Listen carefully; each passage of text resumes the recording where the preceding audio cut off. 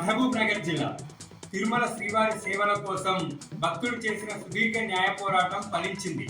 మహబూబ్ నగర్ జిల్లా కేంద్రం పద్మావతి కాలనీకి చెందిన చంద్రశేఖర్ దంపతులు 17 ఏళ్ల క్రితం తిరుమల శ్రీవారి సేవల కోసం నగదు చెల్లించారు. ఏళ్లు గడిచిన టీటీడీ నుంచి స్పందన రాకపోవడంతో చంద్రశేఖర్ సుదీర్ఘ న్యాయ పోరాటం చేశారు. దీంతో దిగొచ్చిన టీటీడీ వచ్చే ఆగస్టు 14, 15 తేదీల్లో సేవల్లో పాల్గొనడానికి టికెట్లు జారీ చేసింది. నారాయణపేట జిల్లా కృష్ణా మండలం కుసుమూర్తి గ్రామ సమీపంలో భీమా నదిలో జింకల తిప్పన్న అన్న రైతుపై మొసలి దాడి చేసిన ఘటనలో 3 రోజులైనా ఆచూకీ లభించలేదు. మోటారు బిగించడానికి వెళ్లిన రైతు తిప్పన్నను మొసలి దాడి చేసి నీళ్లలోకి లాక్కెళ్లింది. 3 రోజులుగా మృతదేహం కోసం గాలింపు చర్యలు కొనసాగుతున్నాయి.